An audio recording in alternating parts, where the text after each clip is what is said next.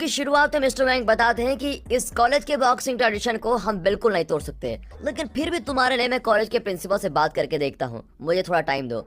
अब मिंगटैन कहता है कि ठीक है, आप मुझसे बात करके मुझे कोई अच्छा फैसला दे दीजिए, और ये कहकर मिंगटैन चला जाता है।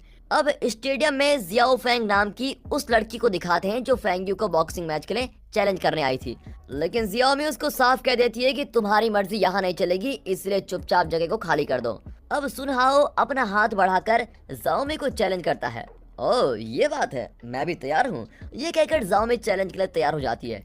अब ये देखकर बयूनो मिया से पूछता है कि अब ये दोनों बेकार में क्यों लड़ना चाहते हैं, तो मिया बताती है कि सुनहाओ ने अपना हाथ बढ़ाकर हैंड सिग्नल दिया था, और ऐसा सिग्नल देकर तुम किसी को भी चैलेंज मैच के लिए बुला सकते हो। इस तरह के चैलेंज में एज, जेंडर वगैरह की कोई पाबंदी नहीं होती। अगर रिंग के अंदर 10 लोग भी हों तो तुम उन सबको चैलेंज करके उनसे लड़ सकते हो। यही है यहाँ का ट्रेडिशन। और अब सुनहाओ ने जाओमी को चैलेंज किया है, तो इसीलिए दोनों बॉक्सिंग करेंगे।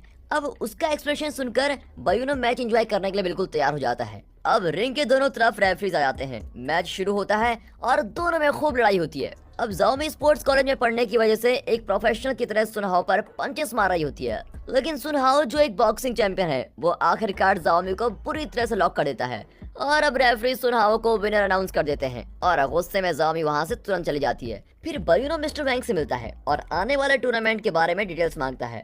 मिस्टर वैंग चौंक कर पूछते हैं कि क्या तुम भी टूर्नामेंट की वजह से कॉलेज छोड़कर जाना चाहते हो? अरे नहीं सर, मुझे तो कॉलेज बहुत ही बढ़िया है, अगर आप मुझे मार मार कर यहाँ से भगाएंगे ना तो भी मैं कॉलेज छोड़कर नहीं जाऊंगा। अरे यहाँ इतनी अच्छी चीजें जो है।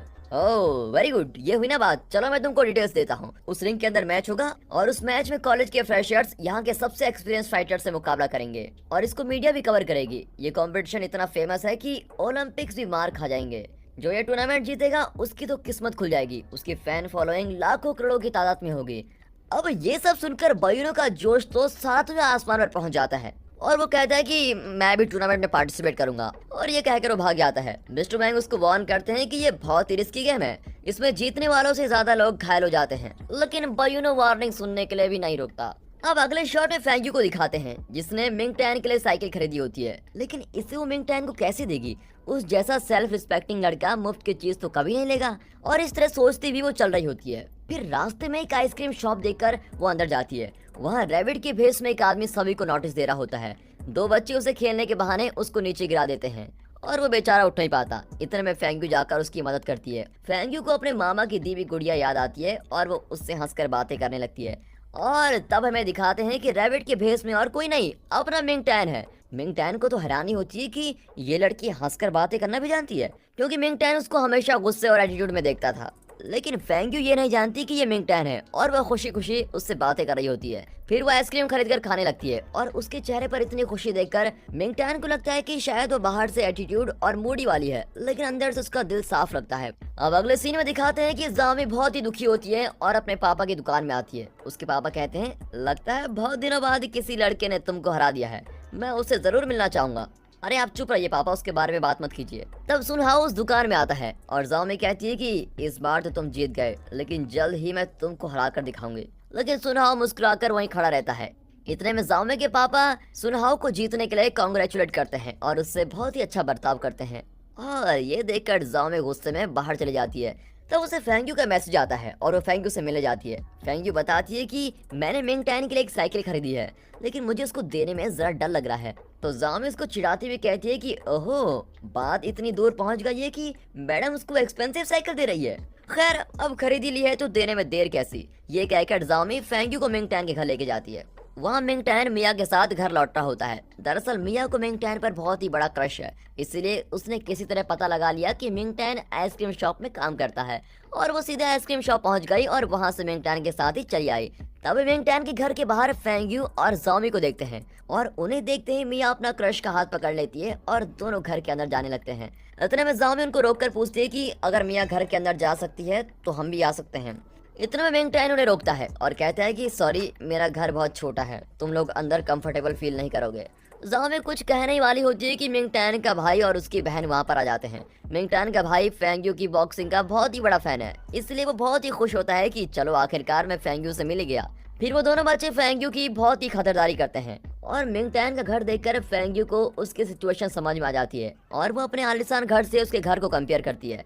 फिर मिंग टैन के लिए बहुत ही दुखी होती है कि ये कैसी कंडीशन में जी रहा है और उसकी इस फीलिंग को मिंग टैन भी नोटिस कर लेता है। मिंग टैन का भाई धीरे धीरे फेंग यू के पास आता है और कहता है कि मैंने टीवी पर आपकी सारी बॉक्सिंग मैचेस देखी हैं, आप बहुत ही अच्छा बॉक्सिंग करती है। इस तरह वो तारीफ पे तारीफ कर रहा होता है और ये देखकर मिया जलने लगती है और कहती है कि टीवी पर तो मैं भी आ चुकी हूँ, क्या तुमने मुझको नहीं देखा?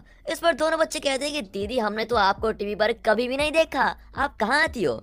और ये सुनकर मिया की नाक थोड़ी कट ही जाती है। फिर सब मिलकर कार्ड्स खेलते हैं, लेकिन फेंग यू कार्ड्स खेलना नहीं जानती और वो हर गेम में हार रही होती है। मिंग टैन किचन से ये सब देखकर बड़ा ही हंस रहा होता है। फिर कुछ देर बाद मिंग टैन का भाई फिर फेंग यू से पूछता है, आप इतना अच्छा फाइट कर लेती हैं, क्या आपको डर नहीं लगता? तब लड़कियां कहती है कि आखिर हम जेंगजी स्पोर्ट्स कॉलेज में जो पढ़ती हैं वहाँ डर किस बात की, वहाँ के सारे स्टूडेंट्स बहुत ही स्ट्रांग और ब्रेव होते हैं। इस तरह स्पोर्ट्स कॉलेज में जो पढ़ती हैं वहाँ डर किस बात की, वहाँ के सारे स्टूडेंट्स बहुत ही स्ट्रांग और ब्रेव होते हैं। इस तरह में खुद ही अपनी तारीफ कर रही होती है कि एक कॉकरोच वहाँ पर आ जाता है। फिर क्या तीनों उसको देखकर डर जाती हैं और यहाँ भागने लगती है। अब दोनों बच्चे हंसते हैं कि बॉक्सिंग चैंपियन होकर ये लोग कॉकरोच से डर गए, वाह।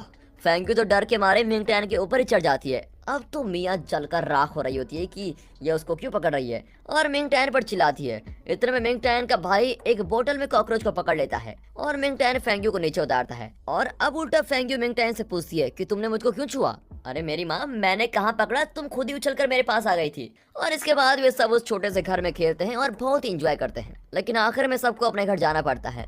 फेंग यू अकेले में मिंग टैन से कहती है कि उस दिन उन बुलिस की वजह से तुम्हारी साइकिल टूट गई थी, इसलिए हम तुम्हारे लिए ये नई साइकिल लेकर आए हैं। मिंग टैन साइकिल को देखकर कहता है कि ये बहुत ही महंगी लगती है, मुझको नहीं चाहिए। लेकिन फेंग यू कहती है कि तुमने मेरे साथ बॉक्सिंग करने से इनकार क्यों किया? मैंने ही तो तुम्हें अपोनेंट चुना था। दरअसल इस कॉलेज में कोई मेरा अपोनेंट नहीं बनना चाहता और जो मुझसे मुकाबला करेगा उसे इस कॉलेज में बहुत ही रिस्पेक्ट मिलेगी, सारा कॉलेज उसे सर पर उठा लेगा। मैं चाहती हूँ कि सब तुमको रिस्पेक्ट करें, इसलिए मैंने तुम्हारा नाम दिया था। लेकिन मिंग टैन कुछ देर सोचता है और कहता है कि ये फाइटिंग वगैरह मुझसे नहीं होगी और इस पर फेंग यू नाराज हो जाती है। फिर वो दोनों बच्चों को बाय कहकर अपने फ्रेंड्स के साथ वहाँ से चली जाती है। यहाँ मिंग टैन उस साइकिल को छूकर देखता है और तब हमको एक फ्लैशबैक दिखाया जाता है। बचपन से लेकर मिंग टैन के मास्टर ने उसको खूब ट्रेन किया होता है। दरअसल उसके पापा ही इसके मास्टर थे और वो बहुत ही बड़े बॉक्सर थे। एक बॉक्सिंग मैच के दौरान उनका अपोनेंट रिंग के अंदर ही फाइट करते हुए मर गया और इस हादसे के बाद मिंग टैन के पापा बहुत ही गिल्टी फील करने लगे और इस हादसे को भूलने के लिए वो शराब भी पीने लगे और इस वजह से मिंग टैन की माँ भी उन्हें छोड़कर चली गई। और फिर कुछ दिन बाद मिंग टैन के पिता भी चल बसे और तब उसने फैसला किया कि वो कभी बॉक्सिंग नहीं खेलेगा, क्योंकि उसके भाई और बहन की जिम्मेदारी इस पर थी और उसको डर था कि बॉक्सिंग में अगर उसको कुछ हो गया तो उसके भाई बहन को कौन देखेगा। अब फेंग यू अपने घर जाकर मिंग टैन के बारे में सोच रही होती है। उसे लगता है कि अगर वो कार्ड्स खेलना सीख गए तो मिंग टैन के भाई और बहन को वो इम्प्रेस कर सकेगी, फिर उनके जरिए वो मिंग टैन को बॉक्सिंग के लिए कन्विंस भी कर सकती है। इसीलिए वो अपने छोटे भाई फेंग जोहो के साथ कार्ड्स खेलने लगती है। लेकिन फिर सीख गए तो मिंग टैन के भाई और बहन को वो इम्प्रेस कर सकेगी, फिर उनके जरिए वो मिंग टैन को बॉक्सिंग के लिए कन्विंस भी कर सकती है। इसीलिए वो अपने छोटे भाई फेंग जोहो के साथ कार्ड्स खेलने लगती है।